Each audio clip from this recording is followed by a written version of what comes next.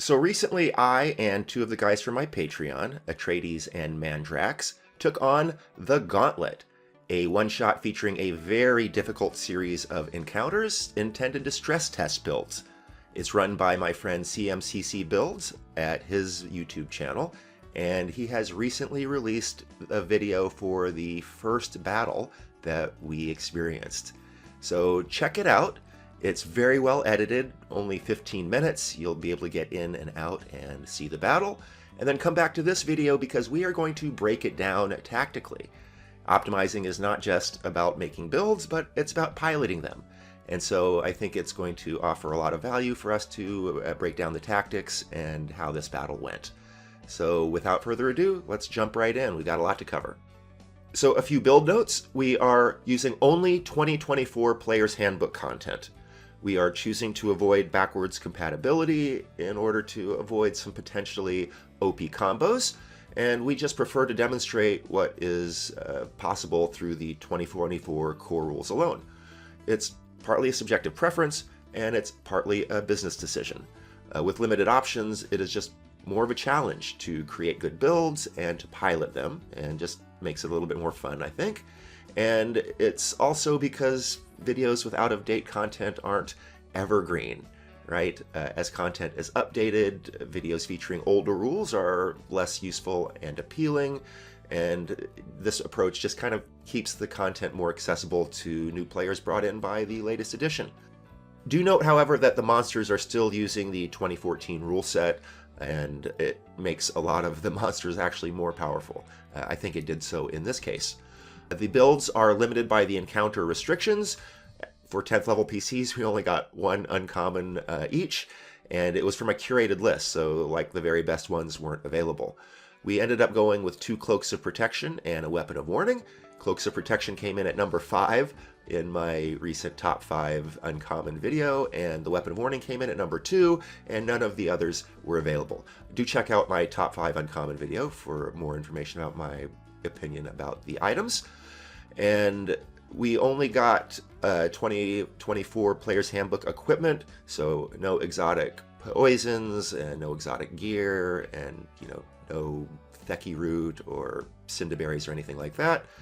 And we only got 1,500 gold pieces per team member, and out of that we had to buy all of our items and weapons and armor and components and things of that nature.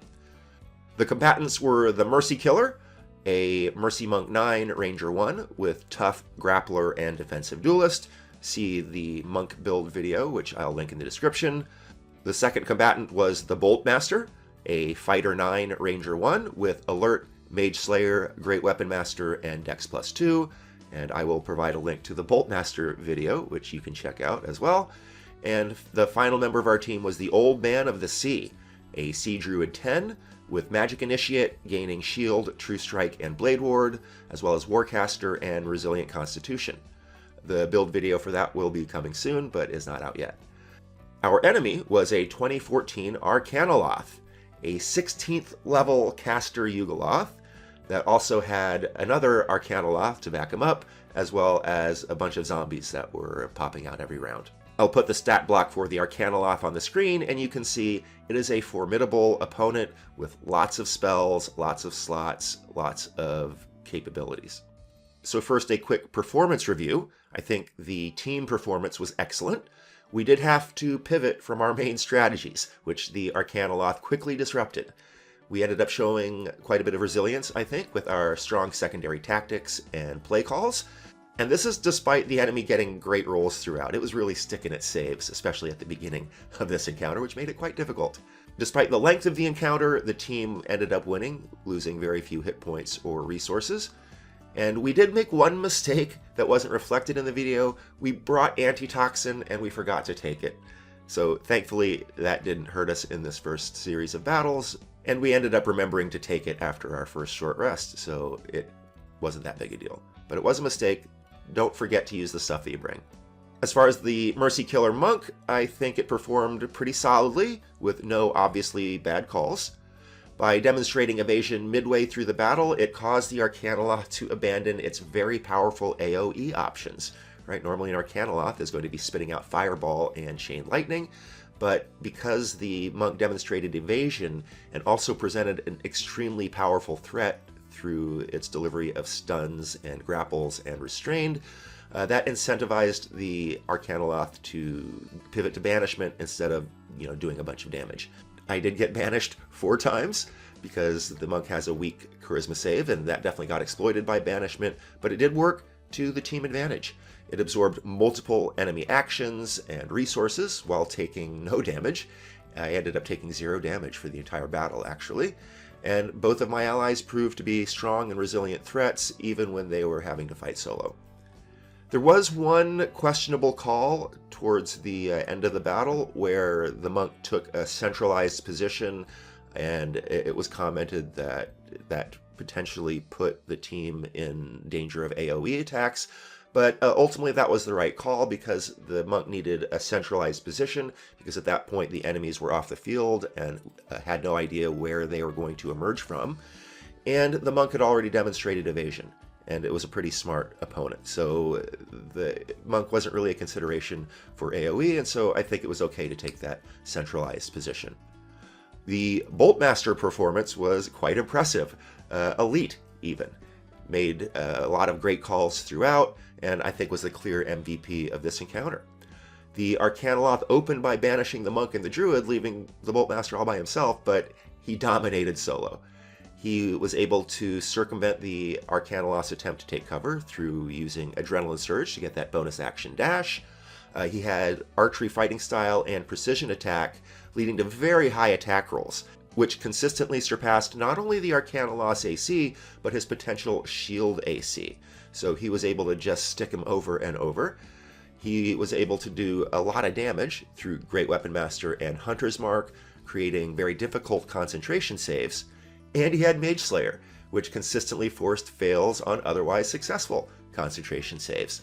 So the Boltmaster was just fine all by himself and was able to disrupt that concentration and get the monk and the druid back on the field. Very impressive. His only mistakes might have been to use that Indomitable. I do think it was the right call, but it's easy to second guess because it ended up failing anyway.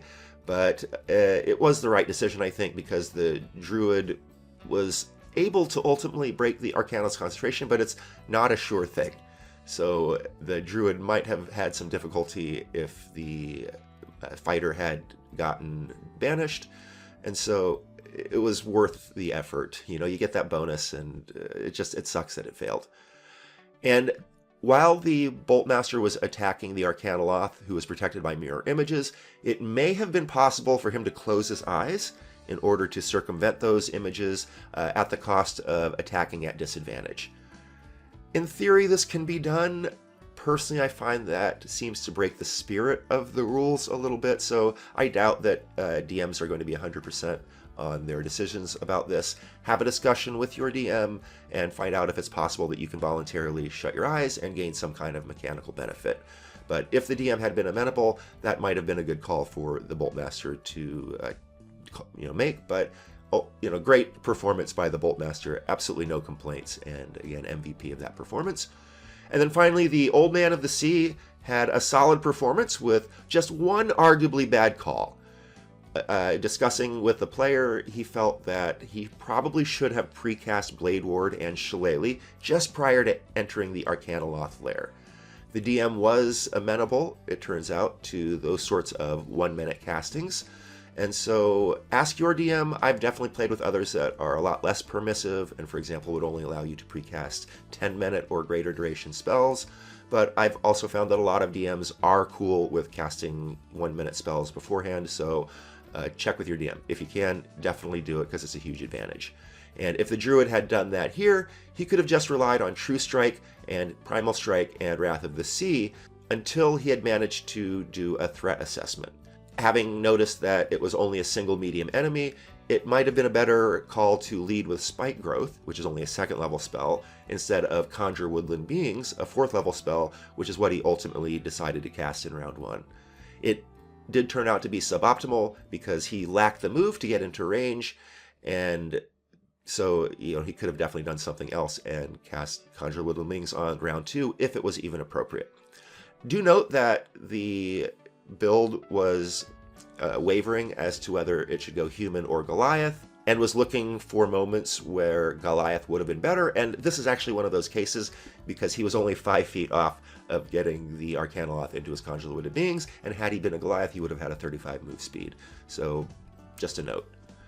In any case, he did lose Conjure Woodland Beings immediately due to banishment, and that forced him to pivot to low power options. The threat of further banishment discouraged use of high-level slots. You don't want to lose too many of those, right?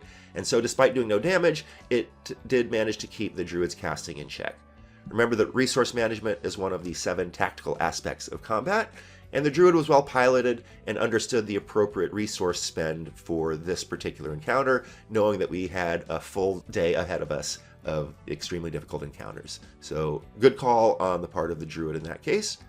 And he did show off decent melee capabilities. For a caster, it's not bad to combine True Strike plus Shillelagh plus Primal Strike, and then bonus action Wrath of the Sea. All of that contributes to a pretty solid no/low resource DPR. And he's pretty tanky. He's got a strong AC. He can cast Blade Ward to buff his AC even higher for no resources, and he can cast Shield. So it's actually pretty difficult to hurt the Druid, and so for its offensive and defensive capabilities with no resources, it's pretty good. And it has a fly speed through Stormborn, and that was unsurprisingly fantastic. Getting a fly speed at level 10 is just really good, and it was able to allow him to fly over all of the bookshelves and such in that room. And he didn't have to use his resistances, even though those are very good as part of Stormborn. Normally the Arcanaloth would be spitting out Chain Lightning, but because of the monk's evasion and threat, he ended up pivoting to banishment. Now there are several tactical takeaways for the 2024 rule set that we can look at here. First of all, the opening setup showed off the value of non-combat skills. Right? If you're dungeoneering, having skills like Investigation and Arcana, Thieves' Tools, and Sleight of Hand are very important. Optimization is not just about combat, but the exploration and the interaction phases of the game. The team had strong initiative options, which allowed for initial control of the engagement, with 2 of us going before the Arcanaloth. Alert allowed swapping the Druid on top, so he was able to make an assessment of the enemy and get his concentration spell up. And going first allowed us to pressure the Arcanaloth and get right up in his face, spread out to discourage the use of AoE, and consequently the Arcanaloth chose to pivot to banishment, just to get the monk and the Druid away from him and try and deal just with the Boltmaster, which didn't work out so well for him, but it was good thinking. One interesting note, we were surprised to discover that Dex being the tiebreaker on initiative ties is a house rule. Actually, if players are tied, then players decide who gets to go first, and if monster and player tie, then the DM decides who goes first. I was unaware of that. I thought Dex was officially the tiebreaker, so be aware. Note the importance of upcast Continual Flame. Never leave home without it. Assuming that you have someone who could cast it. We had a Druid, so we were good, but the abundant use of darkness would have been debilitating otherwise, not just in this encounter, but in future encounters. So it should have been easily anticipated that we were going to have to face darkness, since we knew that the Drow were involved as part of our mission parameters, and so bringing Continual Flame was definitely a smart play. Remember that as long as you upcast Continual Flame, it will function in a darkness spell. The Mage Slayer feat looked amazing in this battle. The legendary Mental Resist prevented 1 debilitating banishment, and the Concentration Breaker feature was amazing. It's not going to feature in every battle, but in a battle like this, where you're fighting someone who is concentrating, it is really, really good, and it showed in this battle. The Orc's Adrenaline Surge was critical in allowing the Boltmaster to evade cover and get a clear shot on round 1, and I'm impressed with Adrenaline Surge. The proficiency bonus times per short rest is actually a lot of uses. You're more or less going to have this always available. And the Boltmaster build does not have a bonus action attack. so it was able to aggressively use Adrenaline Surge and get the position that it needed, and it shows how critical it is to have those maneuverability options when you're playing a ranged build, and really any build. Maneuverability matters. Great Weapon Master is pretty cool in 2024 because it doesn't have that attack penalty. So it is still mathematically comparable to the 2014 version. It's just, not as variable. And in this particular case, it ended up that a lot of what would be misses in the 2014 rule set turned out to be hits in the 2024 rule set, and I can't complain about that. It streamlines play by eliminating that whole decision-making aspect of whether you should activate Sharpshooter or not. You do have to remember to click it on and off when you're not using the attack action, because that's actually the biggest nerf to Great Weapon Master in 2024, is that it's only on the attack action. And so that really reduces the value of 2024 bonus action and reaction attacks, like you get from Polearm Master or Sentinel or Great Weapon Master. And so I think this makes Great Weapon Master really appealing to fighters that get extra attack ×2 and extra attack ×3 and can action surge, and they'll get the benefit of Great Weapon Master on all of those, whereas I'm not so sure it's great on anything else. I was planning on taking it on this Paladin that I'm playing, but having learned that it's only on the attack action, I now don't think it's really worth it, and I've pivoted to taking a different feat on my Paladin. So just something to keep in mind about Great Weapon Master in 2024. Mirror Image is much stronger in 2024, and provided the Arcanaloth a really strong defense. The enemy now has to hit the caster AC in order to eliminate an image, and the images just absorb attacks far more frequently with the the new dice and mathematics and stuff behind it. Hand of Harm demonstrated the value of having an optional damage rider. The monk initially failed to kill the Arcanaloth with his hit, but by tacking on Hand of Harm, he got the job done and put that thing in the ground. So it's pretty nice to be able to have that like mini Nova when the occasion calls for it. One nuance to the rules: note that on a hit, the monk can confer multiple riders. For example, he can both stun and grapple off of the same hit. A reminder that when options happen at the same time, say at the beginning of your turn or after a hit, the player chooses the order. And so obviously I am going to choose to do the stun first, and that way he automatically fails strength and dex saves, and that way he cannot evade my grapple. The grapple would auto succeed. So just a reminder about how that rule works. It turns out to be important when you're playing the monk. And the monk also used a net, which in 2024 is really powerful.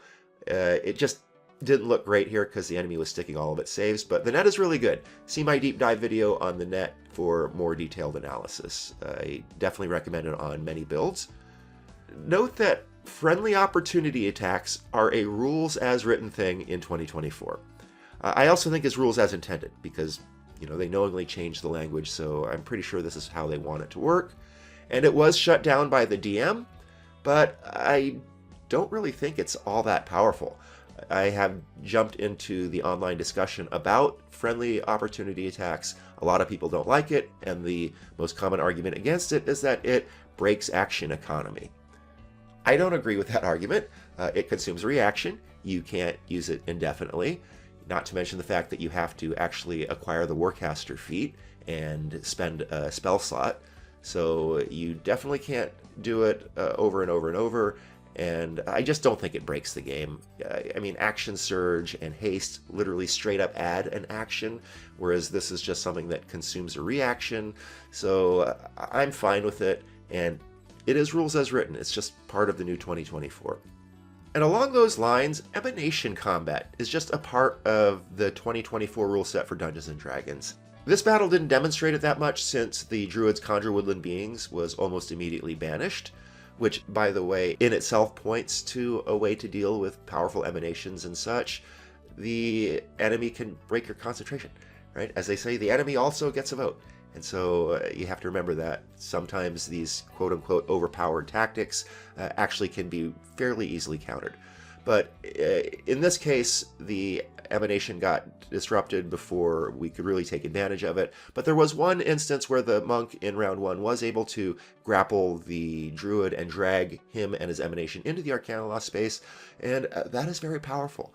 So definitely think about ways to do that at your table.